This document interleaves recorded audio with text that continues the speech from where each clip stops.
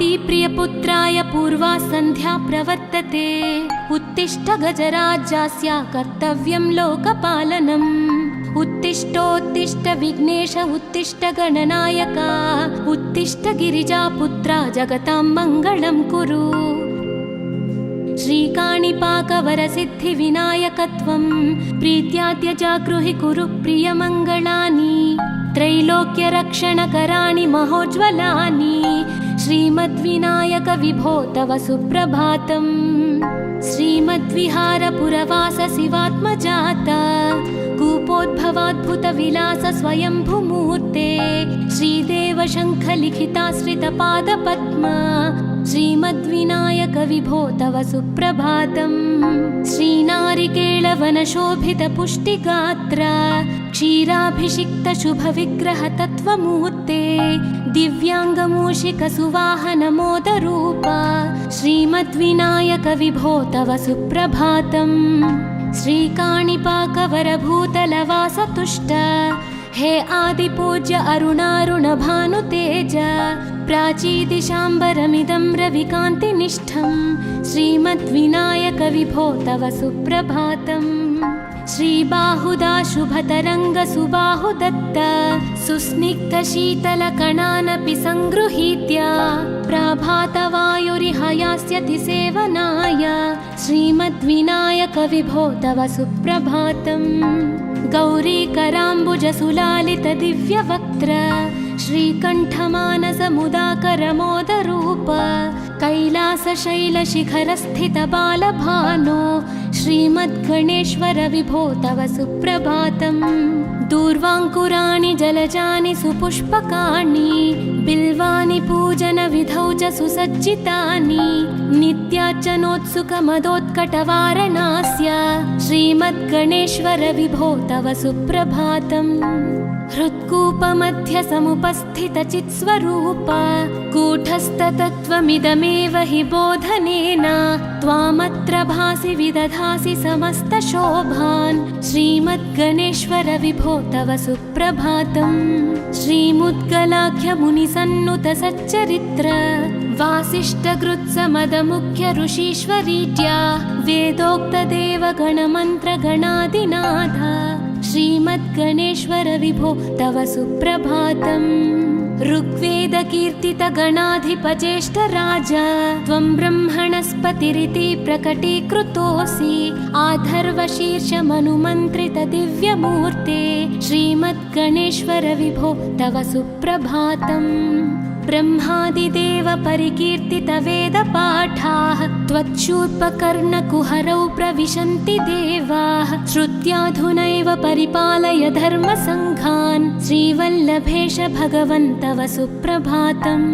हेरम्बलम्ब जठराद्भुतदिव्यगात्र प्रारम्भपूजनमिदं दयया गृहीत्वा सर्वाशुभानि परिणाशय सर्वपुत्र श्रीवल्लभेश भगवन् तव सुप्रभातम्।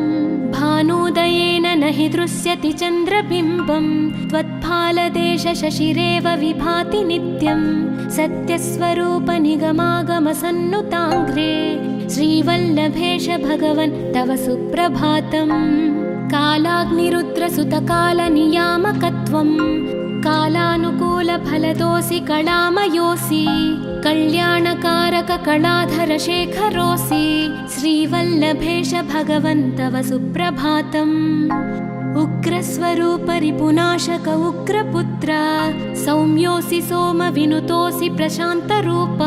सर्वेश सर्वफलकारक सर्वमूर्ते श्रीवल्लभेश भगवन् तव सुप्रभातम्।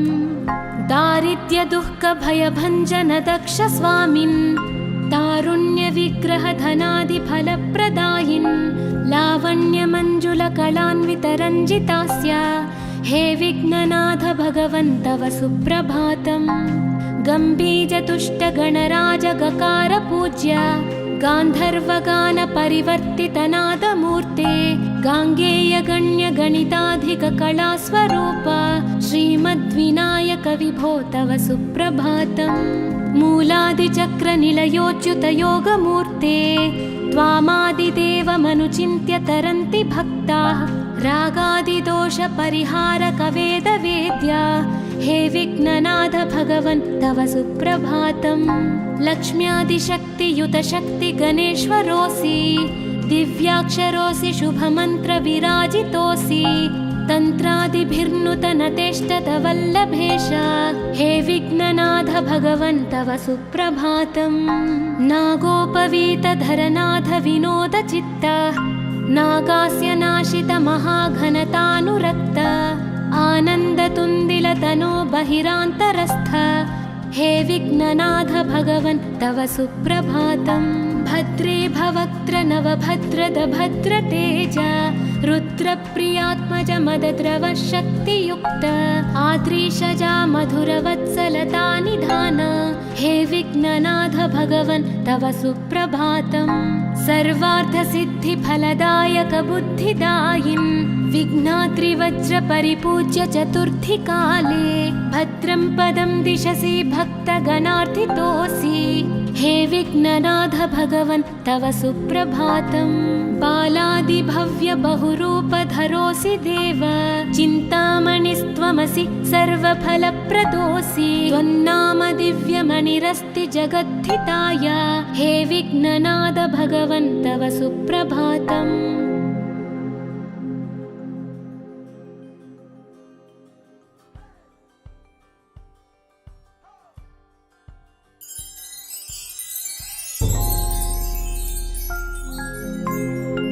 पार्वती प्रियपुत्राय पूर्वा सन्ध्या प्रवर्तते उत्तिष्ठ गजराज्यस्य कर्तव्यं लोकपालनम्।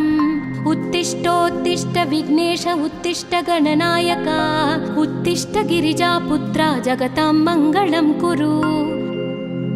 श्रीकाणिपाकवरसिद्धिविनायकत्वं प्रीत्याद्य जागृहि कुरु प्रियमङ्गलानि त्रैलोक्यरक्षणकराणि महोज्ज्वलानि श्रीमद्विनायक विभो तव सुप्रभातम्। श्रीमद्विहारपुरवास शिवात्मजात कूपोद्भवाद्भुतविलास स्वयंभुमूर्ते श्रीदेव शङ्खलिखिताश्रितपादपद्मा श्रीमद्विनायक विभो तव सुप्रभातम्। श्रीनारिकेळवनशोभितपुष्टिगात्र क्षीराभिषिक्त शुभविग्रह तत्त्वमूर्ते दिव्याङ्गमूषिकसुवाहनमोदरूप श्रीमद्विनायक विभो तव सुप्रभातम्। श्रीकाणिपाकवरभूतलवासतुष्ट हे आदिपूज्य अरुणारुणभानुतेज प्राचीदिशाम्बरमिदं रविकान्तिनिष्ठं श्रीमद्विनायक विभो तव सुप्रभातम्। श्रीबाहुदा शुभतरङ्ग सुबाहुदत्त सुस्निग्धशीतलकणानपि सङ्गृहीत्य प्रभातवायुरिहयास्यति सेवनाय श्रीमद्विनायक विभो तव सुप्रभातम्। गौरीकराम्बुजसुलालित दिव्यवक्त्र श्रीकण्ठमानसमुदाकरमोदरूप कैलासशैलशिखरस्थित बालभानो श्रीमद्गणेश्वर विभो तव सुप्रभातम्। दूर्वाङ्कुराणि जलजानि सुपुष्पकाणि बिल्वानि पूजनविधौ च सुसज्जितानि नित्यार्चनोत्सुकमदोत्कटवारणास्य श्रीमद्गणेश्वर विभो तव सुप्रभातम्।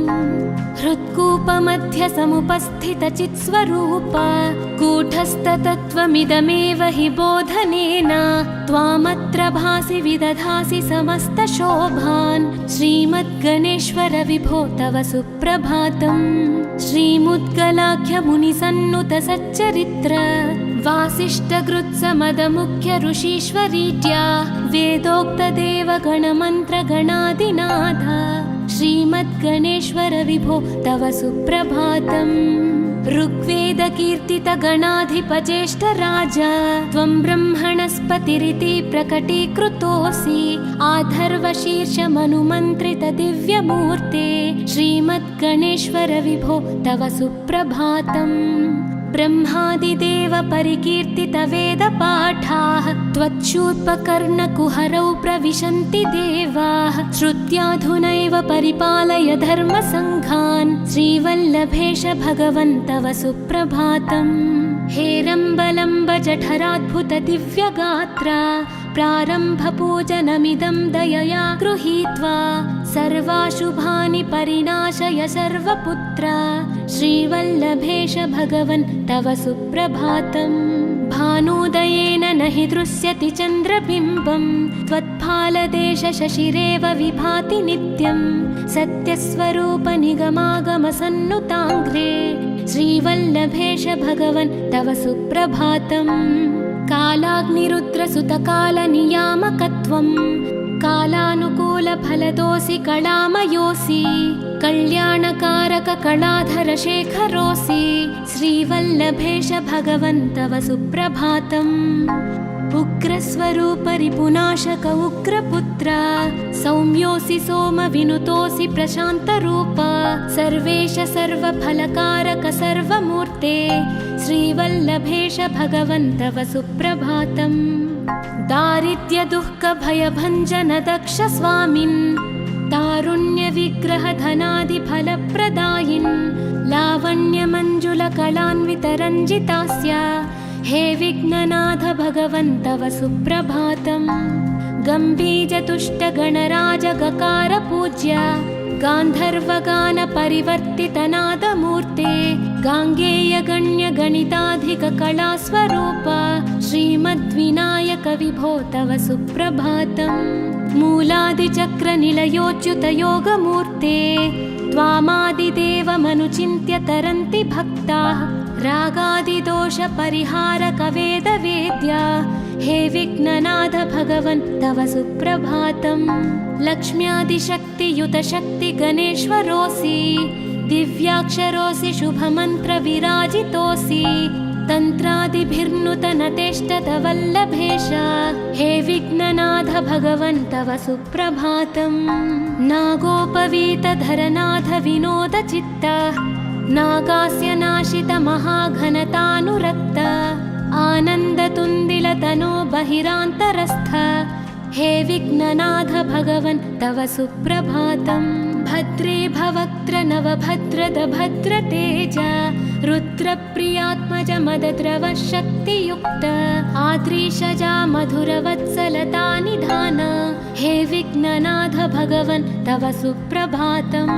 सर्वार्थसिद्धिफलदायक बुद्धिदायिन् विघ्नाद्रिवज्र परिपूज्य चतुर्थी काले भद्रं पदं दिशसि भक्तगणार्थितोऽसि हे विघ्ननाथ भगवन् तव सुप्रभातम्। बालादिभव्य बहुरूपधरोऽसि देव चिन्तामणिस्त्वमसि सर्वफलप्रदोऽसि त्वन्नाम दिव्यमणिरस्ति जगद्धिताय हे विघ्ननाथ भगवन् तव सुप्रभातम्।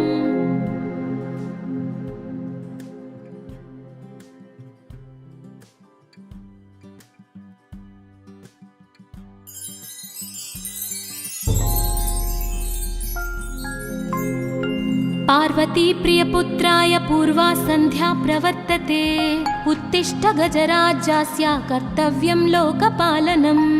उत्तिष्ठोत्तिष्ठ विघ्नेश उत्तिष्ठ गणनायक उत्तिष्ठ गिरिजापुत्रा जगतां मङ्गलं कुरु।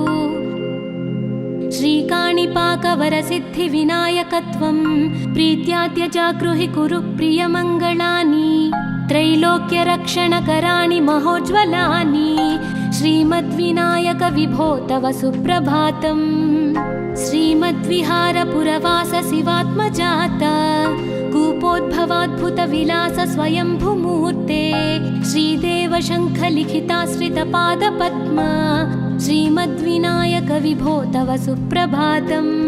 श्रीनारिकेळवनशोभितपुष्टिगात्र क्षीराभिषिक्त शुभविग्रह तत्त्वमूर्ते दिव्याङ्गमूषिकसुवाहनमोदरूप श्रीमद्विनायक विभो तव सुप्रभातम्।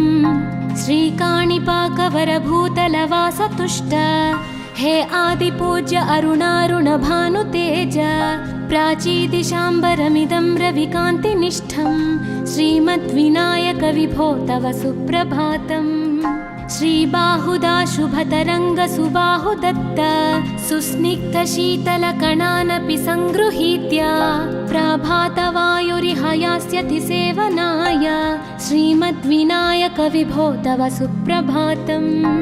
गौरीकराम्बुजसुलालितदिव्यवक्त्र श्रीकण्ठमानसमुदाकरमोदरूप कैलासशैलशिखरस्थितबालभानो श्रीमद्गणेश्वर विभो तव सुप्रभातम्।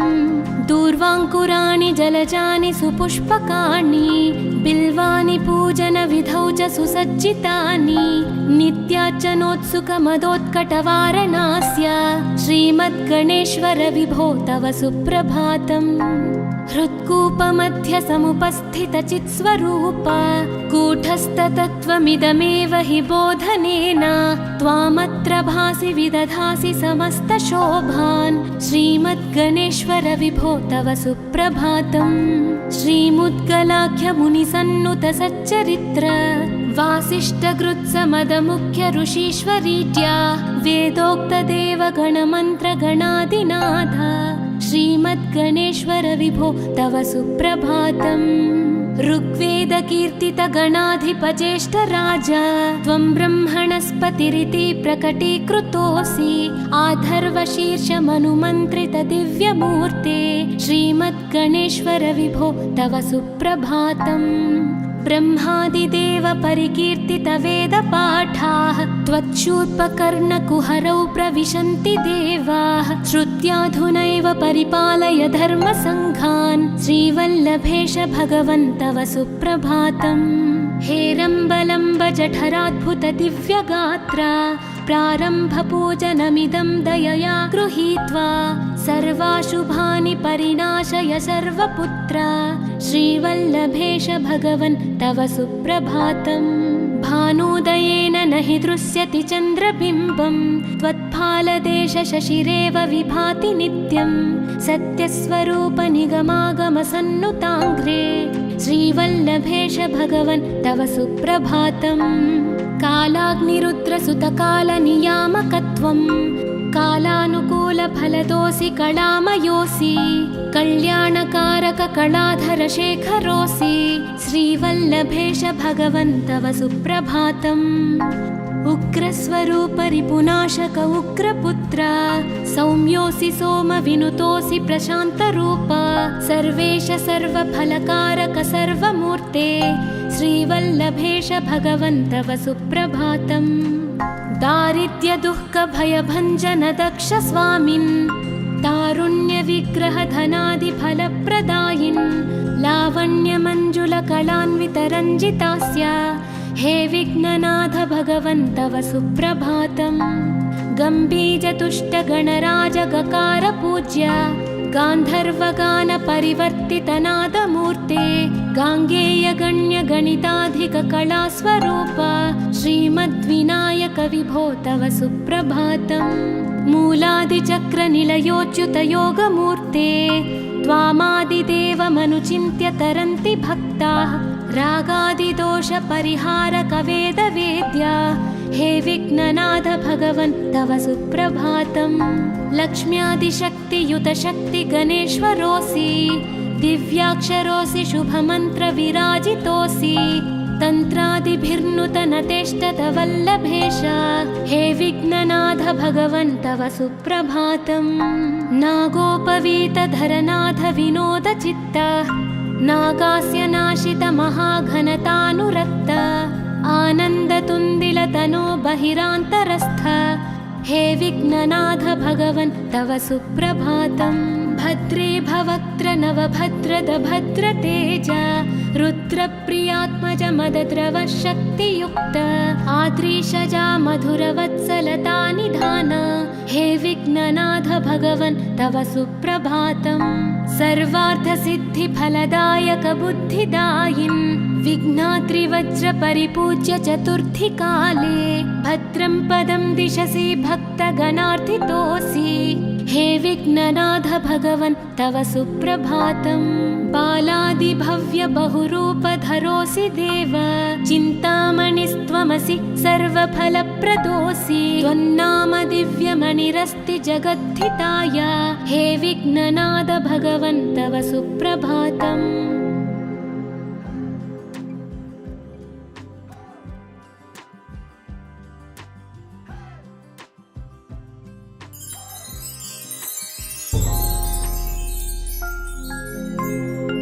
पार्वती प्रियपुत्राय पूर्वा सन्ध्या प्रवर्तते उत्तिष्ठ गजराज्यस्य कर्तव्यं लोकपालनम् उत्तिष्ठोत्तिष्ठ विघ्नेश उत्तिष्ठ गणनायक उत्तिष्ठ गिरिजापुत्रा जगतां मङ्गलं कुरु श्रीकाणिपाकवरसिद्धिविनायकत्वं प्रीत्याद्य जागृहि कुरु प्रियमङ्गलानि त्रैलोक्यरक्षणकराणि महोज्ज्वलानि श्रीमद्विनायक विभो तव सुप्रभातम् श्रीमद्विहारपुरवास शिवात्मजात कूपोद्भवाद्भुतविलास स्वयंभुमूर्ते श्रीदेव शङ्खलिखिताश्रितपादपद्मा श्रीमद्विनायक विभो तव सुप्रभातम् श्रीनारिकेळवनशोभितपुष्टिगात्र क्षीराभिषिक्तशुभविग्रहतत्त्वमूर्ते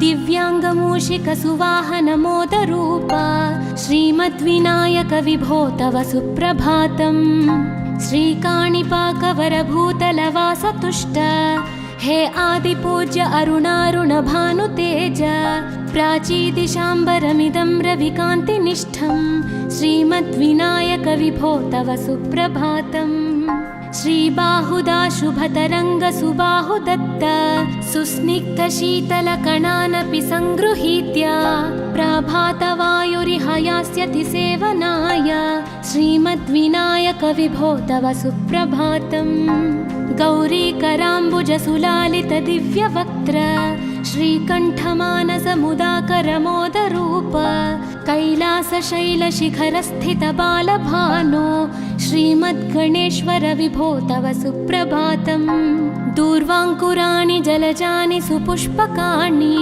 बिल्वानि पूजनविधौ च सुसज्जितानि नित्यार्चनोत्सुकमदोत्कटवारणास्य श्रीमद्गणेश्वर विभो तव सुप्रभातम् हृत्कूपमध्यसमुपस्थितचित्स्वरूप कूटस्थतत्त्वमिदमेव हि बोधनेन त्वामत्र भासि विदधासि समस्तशोभान् श्रीमद्गणेश्वर विभो तव सुप्रभातम् श्रीमुद्गलाख्यमुनिसन्नुतसच्चरित्र वासिष्ठगृत्समदमुख्य ऋषीश्वरीट्या वेदोक्तदेवगणमन्त्रगणादिनाथ श्रीमद्गणेश्वर विभो तव सुप्रभातम् ऋग्वेदकीर्तितगणाधिपज्येष्ठराज त्वं ब्रह्मणस्पतिरिति प्रकटीकृतोऽसि आधर्वशीर्षमनुमन्त्रितदिव्यमूर्ते श्रीमद्गणेश्वर विभो तव सुप्रभातम्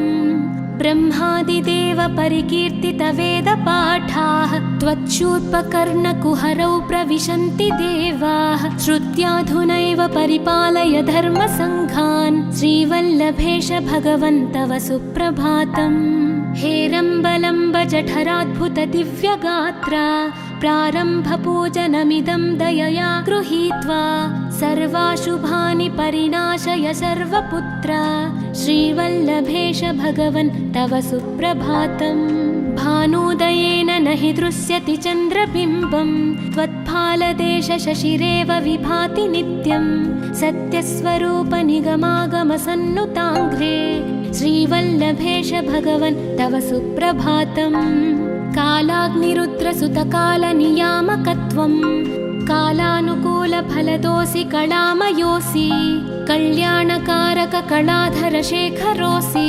श्रीवल्लभेश भगवन् तव सुप्रभातम् उग्रस्वरूप रिपुनाशक उग्रपुत्र सौम्योऽसि सोमविनुतोऽसि प्रशान्तरूप सर्वेश सर्वफलकारक सर्वमूर्ते श्रीवल्लभेश भगवन् तव सुप्रभातम् दारिद्र्यदुःखभयभञ्जन दक्ष स्वामिन् तारुण्य विग्रहधनादिफलप्रदायिन् लावण्यमञ्जुलकलान्वितरञ्जितास्य हे विघ्ननाथ भगवन् तव सुप्रभातम्।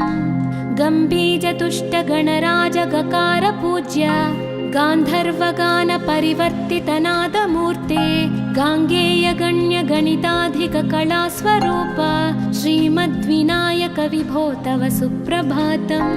मूलादिचक्रनिलयोच्युतयोगमूर्ते त्वामादिदेवमनुचिन्त्य तरन्ति भक्ताः रागादिदोषपरिहारकवेदवेद्या हे विघ्ननाथ भगवन् तव सुप्रभातम्। लक्ष्म्यादिशक्तियुतशक्तिगणेश्वरोऽसि दिव्याक्षरोऽसि शुभमन्त्रविराजितोऽसि तन्त्रादिभिर्नुतनतेष्टतवल्लभेश हे विघ्ननाथ भगवन् तव सुप्रभातम्। नागोपवीतधरनाथ विनोदचित्त नागास्य नाशित महाघनतानुरक्त आनन्दतुन्दिलतनो बहिरान्तरस्थ हे विघ्ननाथ भगवन् तव सुप्रभातम्। भद्रे भवक्त्र नवभद्रद भद्रतेज रुद्रप्रियात्मज मदद्रव शक्तियुक्त आद्रीशजा मधुरवत्सलतानिधान हे विघ्ननाथ भगवन् तव सुप्रभातम्। सर्वार्थसिद्धिफलदायक बुद्धिदायिन् विघ्नात्रिवज्रपरिपूज्य चतुर्थीकाले भद्रं पदं दिशसि भक्तगणार्थितोऽसि हे विघ्ननाथ भगवन् तव सुप्रभातम्। बालादिभव्य बहुरूपधरोऽसि देव चिन्तामणिस्त्वमसि सर्वफलप्रदोऽसि त्वन्नाम दिव्यमणिरस्ति जगद्धिताय हे विघ्ननाथ भगवन् तव सुप्रभातम्।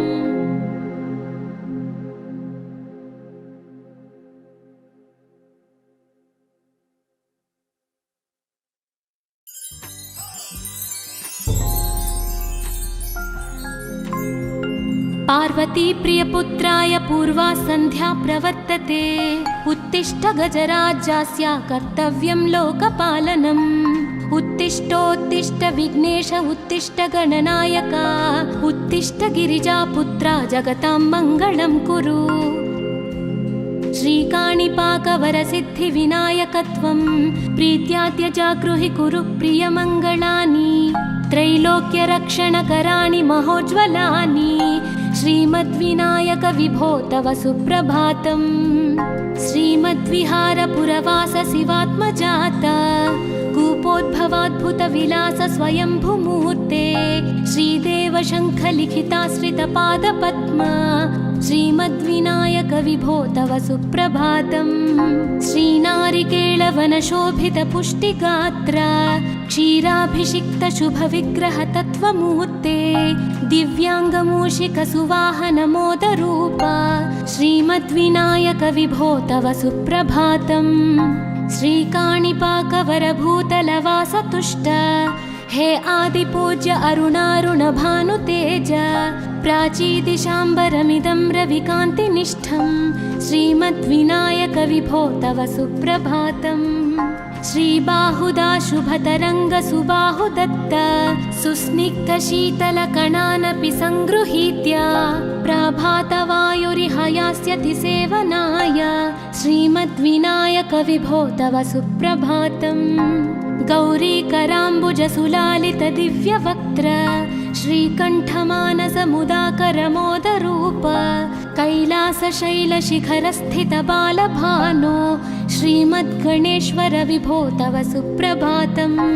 दूर्वाङ्कुराणि जलजानि सुपुष्पकाणि बिल्वानि पूजनविधौ च सुसज्जितानि नित्यार्चनोत्सुकमदोत्कटवारणास्य श्रीमद्गणेश्वर विभो तव सुप्रभातम्।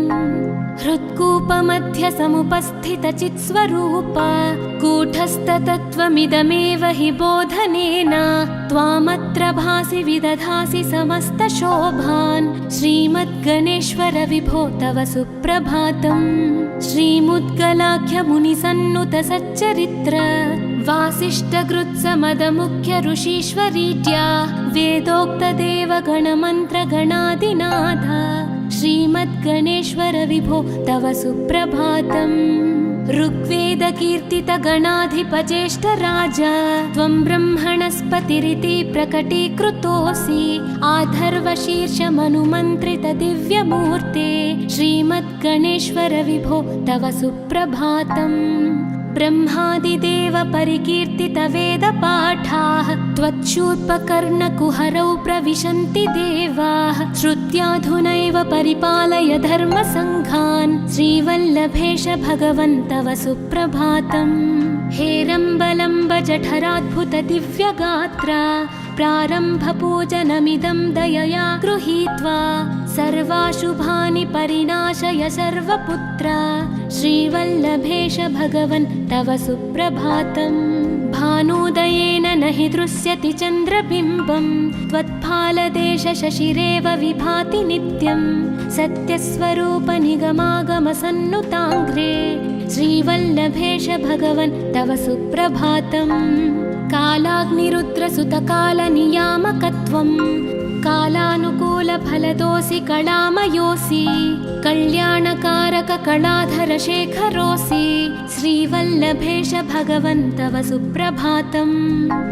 उग्रस्वरूप रिपुनाशक उग्रपुत्र सौम्योऽसि सोमविनुतोऽसि प्रशान्तरूप। सर्वेश सर्वफलकारक सर्वमूर्ते श्रीवल्लभेश भगवन् तव सुप्रभातम्।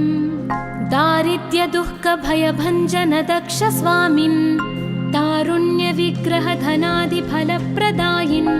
लावण्य मंजुल कलान्वित रञ्जितास्य हे विघ्ननाथ भगवन् तव सुप्रभातम्। गम्भीर तुष्ट गणराज गकार पूज्य गान्धर्वगान परिवर्तित नादमूर्ते गाङ्गेय गण्य गणिताधिक कलास्वरूप श्रीमद्विनायक विभो तव सुप्रभातम्। मूलादिचक्र निलयोच्युत योगमूर्ते त्वामादिदेवमनुचिन्त्य तरन्ति भक्ताः। रागादिदोष परिहारक वेदवेद्या हे विघ्ननाथ भगवन् तव सुप्रभातम्।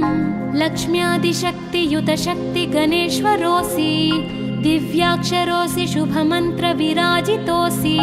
तन्त्रादिभिर्नुत नतेष्टत वल्लभेश हे विघ्ननाथ भगवन् तव सुप्रभातम्। नागोपवीत धरनाथ विनोद चित्त नागास्य नाशित महाघनतानुरक्त। आनन्दतुन्दिल तनो बहिरान्तरस्थ हे विघ्ननाथ भगवन् तव सुप्रभातम्। भद्रे भवक्त्र नवभद्रद भद्रतेज रुद्रप्रियात्मज मदद्रव शक्तियुक्त। आद्रीशजा मधुरवत्सलता निधान हे विघ्ननाथ भगवन् तव सुप्रभातम्। सर्वार्थसिद्धिफलदायक बुद्धिदायिन् विघ्नाद्रिवज्र परिपूज्य चतुर्थी काले भद्रं पदं दिशसि भक्तगणार्थितोऽसि हे विघ्ननाथ भगवन् तव सुप्रभातम्। बालादिभव्य बहुरूपधरोऽसि देव चिन्तामणिस्त्वमसि सर्वफलप्रदोऽसि। त्वन्नाम दिव्यमणिरस्ति जगद्धिताय हे विघ्ननाथ भगवन् तव सुप्रभातम्।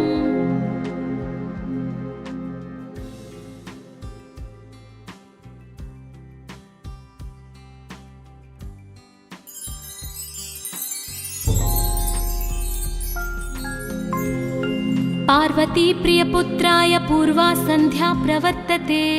उत्तिष्ठ गजराज्यस्य कर्तव्यं लोकपालनम्। उत्तिष्ठोत्तिष्ठ विघ्नेश उत्तिष्ठ गणनायक उत्तिष्ठ गिरिजापुत्रा जगतां मङ्गलं कुरु। श्रीकाणिपाकवरसिद्धिविनायकत्वं प्रीत्याद्य जागृहि कुरु प्रियमङ्गलानि। त्रैलोक्यरक्षणकराणि महोज्ज्वलानि श्रीमद्विनायक विभो तव सुप्रभातम्। श्रीमद्विहारपुरवास शिवात्मजाता कूपोद्भवाद्भुत विलास स्वयंभुमूर्ते श्रीदेव शङ्ख लिखिताश्रित पादपद्मा श्रीमद्विनायक विभो तव सुप्रभातम्।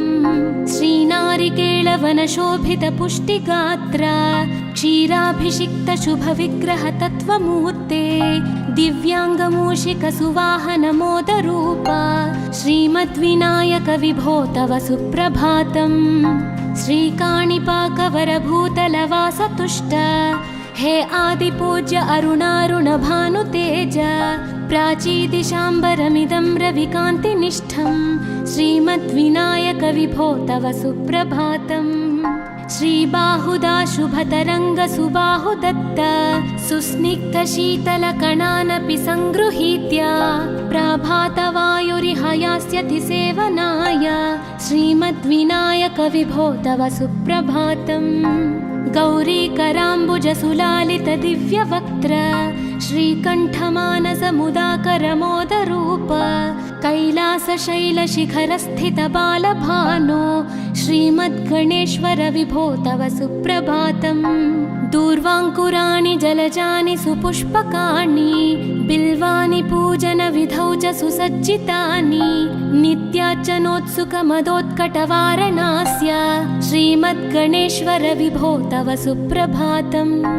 हृत्कूपमध्यसमुपस्थितचित्स्वरूप कूटस्थतत्त्वमिदमेव हि बोधनेन त्वामत्र भासि विदधासि समस्तशोभान् श्रीमद्गणेश्वर विभो तव सुप्रभातम्। श्रीमुद्गलाख्यमुनिसन्नुतसच्चरित्र वासिष्ठकृत्समदमुख्य ऋषीश्वरीत्या वेदोक्तदेवगणमन्त्रगणादिनाथ श्रीमद्गणेश्वर विभो तव सुप्रभातम्।